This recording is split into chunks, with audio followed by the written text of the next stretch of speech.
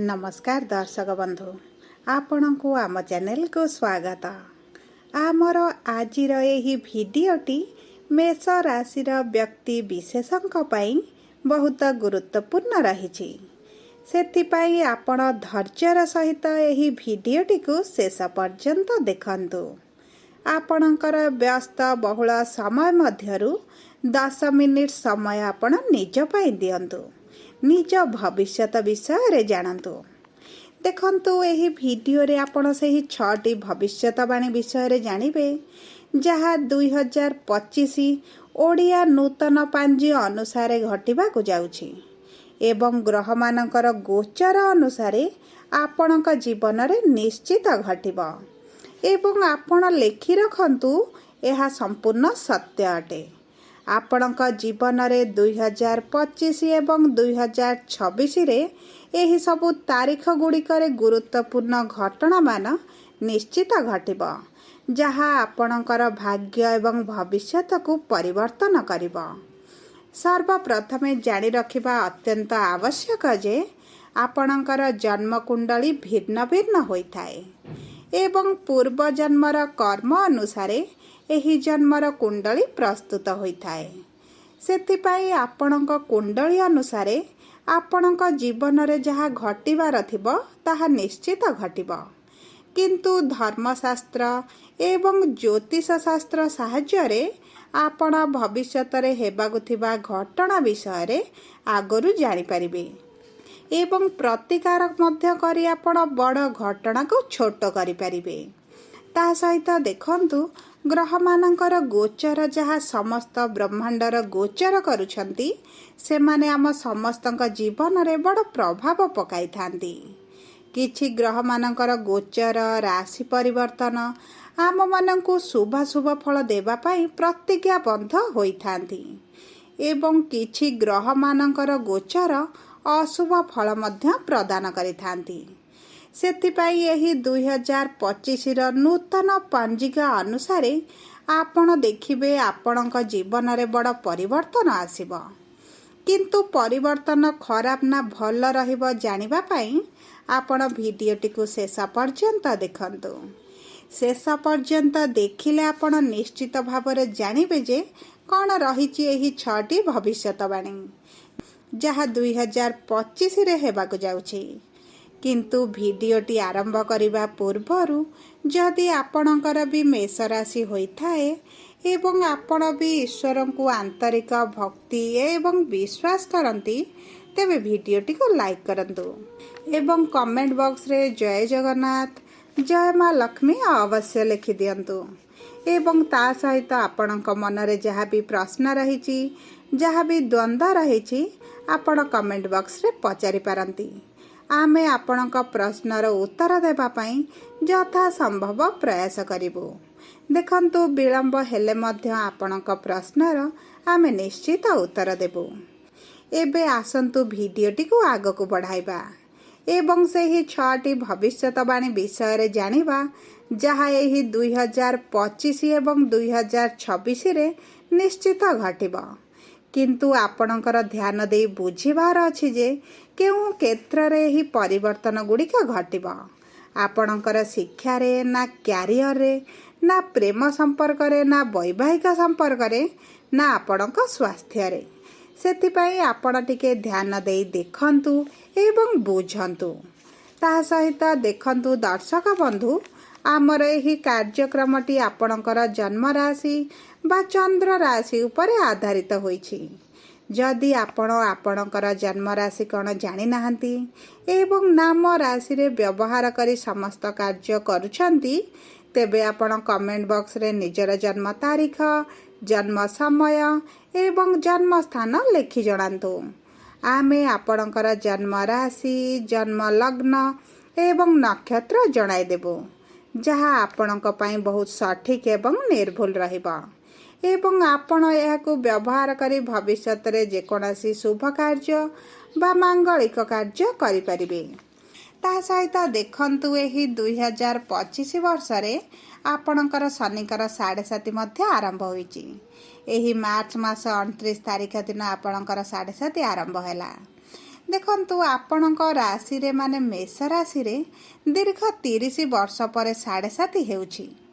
ଏହା ପୂର୍ବରୁ ଆପଣଙ୍କର 1995 ମସିହାରେ ଶନିଙ୍କର 7.5 ଲାଗିଥିଲା ଏବଂ ପୁନର୍ବାର 2025ରେ ଲାଗିଛି। ଏବେ ଆସନ୍ତୁ ଜାଣିବା ସେହି 6ଟି ଭବିଷ୍ୟତବାଣୀ ବିଷୟରେ। କିନ୍ତୁ ତା ପୂର୍ବରୁ ଜାଣିବା ଆପଣଙ୍କ ରାଶିରେ ନବଗ୍ରହଙ୍କର ସ୍ଥିତି ଏହି ନୋଡ଼ିଆ ନବବର୍ଷ ପରେ କିଭଳି ରହିବ। ଦେଖନ୍ତୁ ଆପଣଙ୍କର ପ୍ରଥମ ଗୃହରେ ସୂର୍ଯ୍ୟ, ଦ୍ୱିତୀୟ ଗୃହରେ ଦେବଗୁରୁ ବୃହସ୍ପତି, ଚତୁର୍ଥ ଗୃହରେ ମଙ୍ଗଳ, ଷଷ୍ଠ ଗୃହରେ କେତୁ ଏବଂ ଦ୍ୱାଦଶ ଗୃହରେ ଶୁକ୍ର, ଶନି, ବୁଧ ଏବଂ ରାହୁ ବିରାଜମାନ କରିଛନ୍ତି। ଏବେ ଧ୍ୟାନ ଦେଇ ଶୁଣନ୍ତୁ ପ୍ରଥମ ଭବିଷ୍ୟତବାଣୀ ବିଷୟରେ, ଯାହା 2025ରେ ନିଶ୍ଚିତ ଘଟିବ। ଦେଖନ୍ତୁ 2025 ମେ ମାସ ପୂର୍ବରୁ ଆପଣ ଆପଣଙ୍କ କ୍ୟାରିୟରରେ ପରିବର୍ତ୍ତନ ଆଣିବେ। ଆପଣ ଜବ୍ରେ ପରିବର୍ତ୍ତନ କରିବା ପାଇଁ ଚିନ୍ତା କରିବେ। ଆପଣ କାର୍ଯ୍ୟ ଫିଲ୍ଡ ଚେଞ୍ଜ କରିବେ, ଜବ୍ରେ ପୋଷ୍ଟ ଚେଞ୍ଜ ହୋଇପାରେ, ଆପଣଙ୍କର ସିଟ୍ ଚେଞ୍ଜ ହୋଇପାରେ କିମ୍ବା ଆପଣଙ୍କ କର୍ମକ୍ଷେତ୍ରରେ ଆପଣ ଯେକୌଣସି ଏକ ପରିବର୍ତ୍ତନ କରିବେ। ଆପଣଙ୍କ କ୍ୟାରିୟରରେ କିଛି ନା କିଛି ଚେଞ୍ଜ କରିବା ପାଇଁ ଆପଣ ଇଚ୍ଛା ପ୍ରକାଶ କରିବେ। କ୍ୟାରିୟରରେ ପରିବର୍ତ୍ତନ କିମ୍ବା ନୂତନ ଚାକିରି ମିଳିବାର ସମ୍ଭାବନା ଆପଣଙ୍କ ପାଇଁ ଏହି ସମୟରେ ବହୁତ ଅଧିକ ରହିଛି।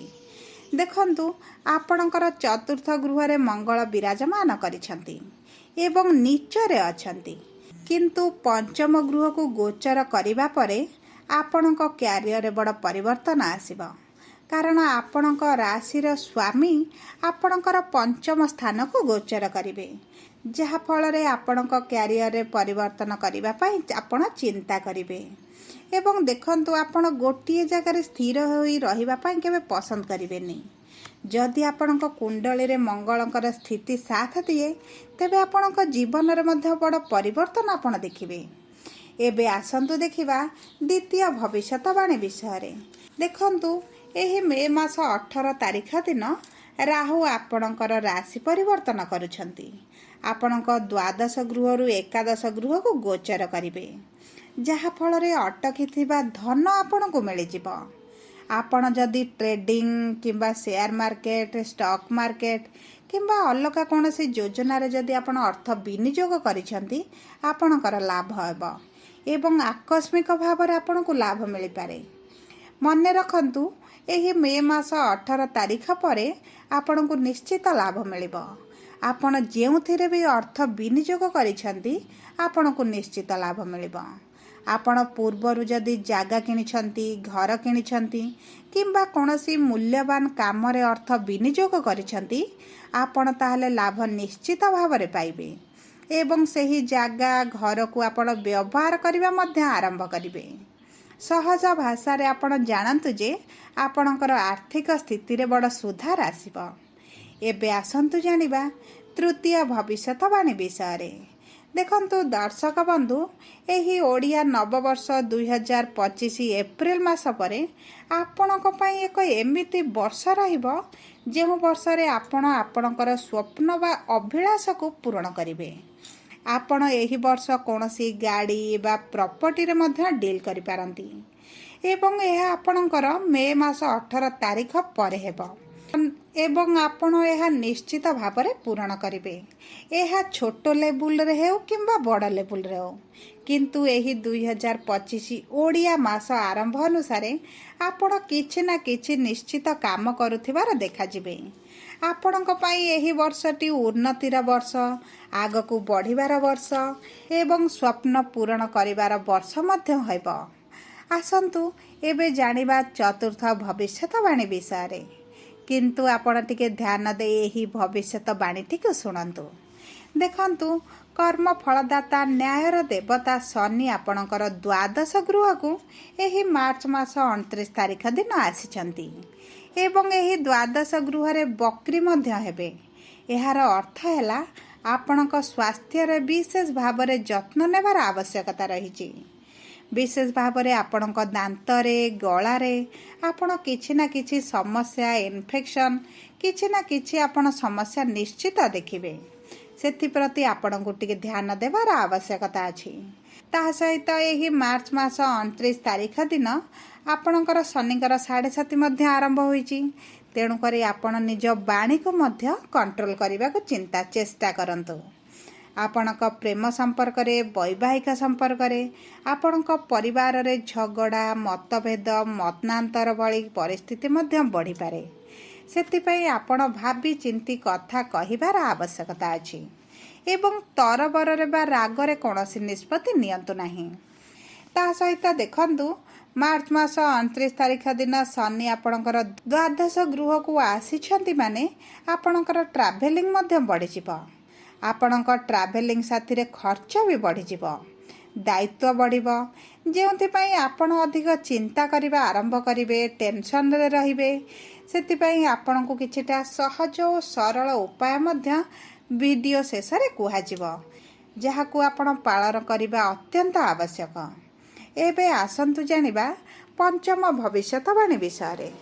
ଦେଖନ୍ତୁ, ଦେବଗୁରୁ ବୃହସ୍ପତି ଆପଣଙ୍କର ଦ୍ୱିତୀୟ ଗୃହରେ ବିରାଜମାନ ହୋଇଛନ୍ତି ଏବଂ ମେ ମାସ 15 ତାରିଖରେ ଆପଣଙ୍କର ତୃତୀୟ ଗୃହକୁ ଆସିବେ, ଯାହାଫଳରେ ତାଙ୍କର ସପ୍ତମ ଦୃଷ୍ଟି ଆପଣଙ୍କର ନବମ ଗୃହକୁ ରହିବ, ଆପଣଙ୍କ ଭାଗ୍ୟର ଗୃହକୁ ରହିବ ଏବଂ ଯାହାଫଳରେ ଆପଣ ଦେଖିବେ ଆପଣଙ୍କ ପିତା ଯଦି କିଛି ରୋଗ, ଋଣ, ଶତ୍ରୁ, କୋର୍ଟ କଚେରୀରେ ଫସିକି ଅଛନ୍ତି, ତେବେ ଧୀରେ ଧୀରେ ତାଙ୍କ ପ୍ରୋବ୍ଲେମ୍ ସଲ୍ଭ ହେବା ଆରମ୍ଭ ହେବ। ଏହିସବୁ ସମସ୍ୟାରୁ ବାହାରକୁ ଆସିବା ପାଇଁ ତାକୁ କିଛି ନା କିଛି ରାସ୍ତା ନିଶ୍ଚିତ ମିଳିବ। ତାଙ୍କ ବ୍ୟବସାୟରେ ଯଦି କିଛି ସମସ୍ୟା ଥିଲା, ସେଥିରୁ ମଧ୍ୟ ସେ ମୁକୁଳି ଯିବେ ଏବଂ ଏହି ଗୁରୁଙ୍କର ରାଶି ପରିବର୍ତ୍ତନ ଆପଣଙ୍କର ପଞ୍ଚମ ଗୃହକୁ ତୃତୀୟ ଦୃଷ୍ଟି ଦେବେ। ଯେଉଁ ଦମ୍ପତିମାନେ ସନ୍ତାନ ପ୍ରାପ୍ତିକୁ ନେଇ ସମସ୍ୟାରେ ଥିଲେ ଏବଂ ସନ୍ତାନ ପ୍ରାପ୍ତି ହୋଇପାରୁନଥିଲା, ଏହି ସମୟ ମଧ୍ୟରେ ସନ୍ତାନ ପ୍ରାପ୍ତି ହେବାର ବହୁତ ଅଧିକ ସମ୍ଭାବନା ଅଛି। ଆପଣ ଯଦି ଆପଣଙ୍କ କର୍ମ କରନ୍ତି, ଡାକ୍ତରଙ୍କ ସହିତ ପରାମର୍ଶ କରନ୍ତି, ତେବେ ଆପଣଙ୍କୁ ନିଶ୍ଚିତ ସନ୍ତାନ ପ୍ରାପ୍ତି ହୋଇଯିବ। ଯେଉଁ ନବବିବାହିତ ଦମ୍ପତିମାନେ ସନ୍ତାନ ପ୍ଲାନିଂ ପାଇଁ ଚିନ୍ତା କରୁଛନ୍ତି, ସେମାନେ ଏହି ମେ ମାସ 15 ତାରିଖ ପରେ ଯଦି ସନ୍ତାନ ପାଇଁ ପ୍ଲାନିଂ କରନ୍ତି, ସେମାନଙ୍କୁ ନିଶ୍ଚିତ ଭାବରେ ସନ୍ତାନ ପ୍ରାପ୍ତି ହେବାର ଯୋଗ ରହିଛି।